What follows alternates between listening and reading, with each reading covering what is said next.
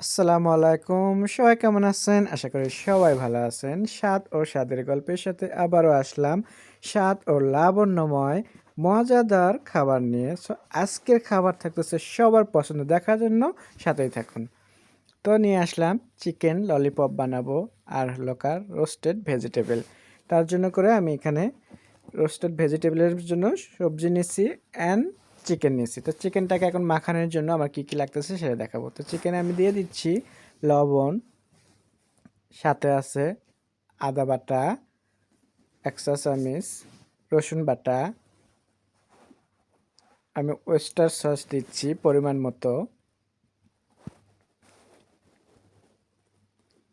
মতো oyster sauce দেওয়ার পরে আমি এখানে দিয়ে দিচ্ছি সয়া সস। আপনাদেরকে আগেই বলেছি যে সয়া সসে আমি কিন্তু লবণ বেশি, তো এটা পরিমাণ কম দেবেন যেহেতু এখানে লবণ থাকে এক্সট্রা, সেই জন্য করে। তো আমি এখানে গরম মশলা পাউডার দিচ্ছি। তো গরম মশলা পাউডার দেওয়ার পরে এখানে আমি দিয়ে দিচ্ছি কস্তুরি মেথি। তো এটা হলো খুব সুন্দর একটা ফ্লেভার নিয়ে আসে, এর জন্য করে আমার এটা দেওয়া প্রতিটা খাবারে। আর সাথে একটা ডিম দিচ্ছি। তো ললিপপে তো অবশ্যই ডিম যাবে, তো আমি একটা ডিম দিয়ে দিচ্ছি। দিয়ে আমি এটাকে খুব ভালোভাবে মেরিনেট করে নিচ্ছি, নিয়ে রেখে দেব বেশ 1 ঘন্টার মতো রেখে দেবো। আর এই ফাঁকে আমি এখানে রোস্টেড ভেজিটেবলের জন্য ভেজিটেবলগুলো আমি এইভাবে কেটে নেব এখন। তো যাই হোক, আমি এখানে ভেজিটেবলের নিয়ে নিচ্ছি 1 পটেটো অ্যান্ড 1 ক্যারেট, 1 ব্রোকলি। তো আমি এই 3টা উপকরণ দিয়ে আমি আজকে ভেজিটেবল করে দেখাবো, রোস্টেড ভেজিটেবল। তো যাই হোক, আমি ক্লিন করে নিলাম এগুলো খুব ভালোভাবে।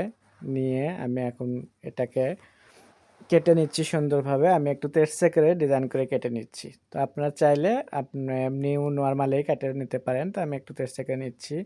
তো যাই হোক, আমার এটা কাটা হয়ে গেল।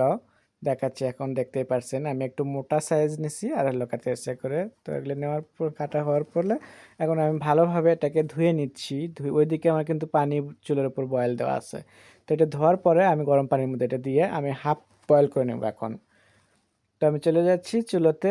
এখানে আমি ভেজিটেবলগুলো গরম পানির মধ্যে দিলাম। দিয়ে আমি ওখানে কিন্তু গরম পানিতে আগে থেকে একটু লবণ অ্যান্ড ইয়ে দেওয়া ছিল, হলুদ। তো এটা দেওয়ার পরে বয়েল করে নিলাম, হাফ বয়েল একসাথে সব সবজি নেওয়ার পরে আমি এটা সুন্দর করে ঢেলে নিচ্ছি। এই গরম অবস্থায় ঢেলে নিলাম। নেওয়ার পরে এখন কি করতে হবে, এটা কিন্তু কোনোভাবে আপনার ঠান্ডা পানিতে ধোবেন না, কারণ আমি এটা তো রোস্টেড ভেজিটেবল, তার মানে ওভেনে যাবে, এটা ঠান্ডা করার দরকার নেই। এটা যদি আপনার চাইনিজ সবজি করতেন তাহলে সেই ক্ষেত্রে ঠান্ডা করতেন, হয়তো কালারটা সুন্দর রাখার জন্য। আর এখানে যেহেতু আমি এখন ইয়ে করবো, তো এটাতে এমনিতে অনেক সুন্দর কালার, যেহেতু আমি লবণ আর হলুদ দিয়ে করছি। যাই হোক, আমি এখানে সুন্দর একটা বাটি নিচ্ছি। নেওয়ার পরে এই বাটিতে করে আমি কিন্তু ইয়ে করবো, সবজিটা করব। তো যাই হোক, এখানে বাটার দিয়ে দিচ্ছি আমি। অবশ্যই এখানে বাটার বেশি যায়, তো আমিও কিন্তু পরিমাণে একটু বেশি দিলাম। আর একটু রসুন কুচি।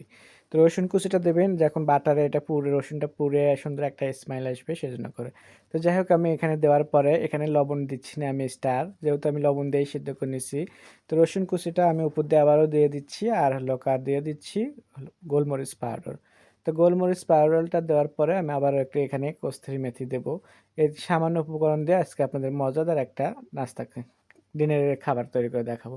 তো এটা কিন্তু বাচ্চাদের খুবই পছন্দ, যারা এই বাচ্চারা সবজি খেতে চায় না সেই বাচ্চাদের জন্য এইভাবে যখন করবেন চিকেন ললিপপ আর এটা, তাহলে দেখবেন যে এটা খুবই মজা করে খাবে। আমি এখন এটা ওভেনে দিয়ে দিচ্ছি। ওভেনে আমি ভেজিটেবলটা দেওয়ার পরে আমি চলে আসলাম চিকেনটাকে ফ্রাই করার জন্য। ওই ফাঁকে আমার ভেজিটেবলটাও হয়ে যাবে, এদিকে আমার চিকেনটাও হয়ে যাবে একই সাথে, দেখা গেছে। তো যাই হোক, চুলে আমি কড়াই বসিয়ে দেওয়ার পরে আমি এখানে তেল দিয়ে দিচ্ছি ভাজার জন্য করে, আর সাথে নিয়ে নিলাম চিকেন আর ময়দা। তো চিকেনটা তো আগে থেকে আমি মেখে রাখছিলাম। মেখে রাখার পরে আমি ময়দা দিয়ে দিচ্ছি। আপনারা চাইলেন আলাদা প্লেটে ময়দার মধ্যে আপনারা ওটাকে শুধু ভরে নিয়ে আপনার ডুবো তেলে ভাজতে পারেন। তা আমি যাই হোক, মাখানো চিকেনের সাথেই আমি এবার আমি ইয়ে করে দিলাম, ময়দাটা একটু মাখিয়ে নিলাম। নেওয়ার পরে আমি আবার শুকনো ময়দার সাথে একটু এভাবে চুবিয়ে নিলাম, দেখতেই পারছেন। নিয়ে আমি তেলের মধ্যে দিয়ে দিচ্ছি গরম তেলে। তো গরম তেলে এভাবে আমি দিয়ে দেওয়ার পরে এটাকে এখন কিন্তু সুন্দরভাবে লাল লাল করে ভেজে নিতে হবে। তো আমার এগুলো দেওয়া হয়ে গেল। তো এখন আমি দেখতেই পারছেন উল্টে পাল্টে আমি সুন্দর করে ভাজতেছি। তো এই খাবারটা থাকলে আমার বাচ্চাদের আর অন্য কোনো খাবার লাগে না, শুধু এটা আর ভেজিটেবল ২ টা মিলেই খাবে। তো আমি জানি যে আপনারা অনেকে হয়তোবা বেশি খান, আমাদের খাবার আসলে কম খাওয়া হয়। আমাদের বাসায় বেশি একটা খাবার আমরা করা হয় না, পরিমাণে খুব অনেক রকমের আইটেম করা হয় কিন্তু পরিমাণে আমরা খুবই কম খাওয়া হয় সেজন্য। তো যাই হোক, এটা তৈরির জন্য আমি সস তৈরি করব। তো ওখানে আমি একটা কড়াইয়ে তেল দিয়ে দিলাম, দিয়ে আমি দিয়ে দিচ্ছি রসুন কুচি। তো রসুন কুচিটা দেওয়ার পরে আমি একটু সুন্দরভাবে ওটাকে লাল লাল করে ভেজে নেব। আর এখানে আমার কিন্তু আরেকটা জিনিস দেব, সেটা আপনারা ভুলবেন না, ওটা দিলে আরও স্বাদ হয়, ভালোও লাগে। তো এখানে আমি দিয়ে দিচ্ছি সাদা তিল। সাদা তিল, রসুন, তেলে আমি এটাকে হালকা করে লাল করে ভেজে নেব এটা। দেখতেই পারছেন। তো তিলটা কিন্তু দিলে পন্তরে আমি তো অনেক খাবারে তিল দেয় সেটা আপনারা জানেন। তো এখানেও দেব, যেহেতু আমি চিকেনটা ললিপপটাকে ভেজে নেওয়ার পরে আমি আবারও সসে এটাকে ইয়ে করে নেব, ভরাবো। তো এই জন্য করে সস তো আমি রেডিমেড সসই আছে আমার, ওটাকে রসুন আর হলো তিলটা দিয়ে আমি সুন্দর করে আবার চুলায় একটু বানিয়ে নিচ্ছি। তাহলে অন্য রকম একটা স্মেল আসে সেখানে। রসুনের একটা খাবার ভালো, খুব ভালো একটা ইয়ে আসে। খুব পছন্দ করে বাচ্চারা, সেজন্য করে আমি এটাকে তৈরি করে নিচ্ছি। তো সস দেওয়ার পরে দেখতেই পাচ্ছেন সসটাকে আমি রসুন এর সাথে আমি ভালোভাবে একটু মিশিয়ে নিলাম। আর এইদিকে কিন্তু দেখতেই পাচ্ছেন চিকেনটাও হয়ে গেছে ললিপপ। তো এদিকে এটাও কিন্তু আমার রেডি। ওইদিকে বললাম আপনাদেরকে, দেখালাম আগে থেকে যে ভেজিটেবলও কিন্তু আমি ওভেনে দিয়ে দিছি। তো ওটাও কিন্তু এই ফাঁকে আমার দেখতে হবে, ওটাও মোটামুটি আমার মনে হয় হয়ে গেছে। তো যাই হোক, চিকেনটাকে এখন আমি এটাকে তুলে নিচ্ছি, নিয়ে আমি সসে দিয়ে দিচ্ছি, দেখতেই পারছেন। তো সসের মধ্যে এভাবে চিকেনটা নেওয়ার পরে আমি সুন্দরভাবে নাড়াচাড়া দেবো, দেওয়ার পরে দেখবেন যে পুরো চিকেনের উপরের কালারটা একদম মনে করেন যে সস দিয়ে ভর্তি হয়ে গেছে। এখন যাই হোক, এখন আমার সবজিটাও হয়ে গেল, এখন দেখাবো আপনাদেরকে সার্ভ করে। তো কেমন লাগলো আপনাদের আমার আজকের রেসিপি? আশা করি আপনাদের ভালো লাগবে। আপনাদের যদি ভালো লেগে থাকে, স্বাদ ও স্বাদের গল্পের সাথে থাকবেন, বেশি বেশি করে শেয়ার ও কমেন্ট করবেন। নতুন নতুন ভিডিও দেখার জন্য সাথে থাকবেন। বাসায় একবার হলেও করবেন।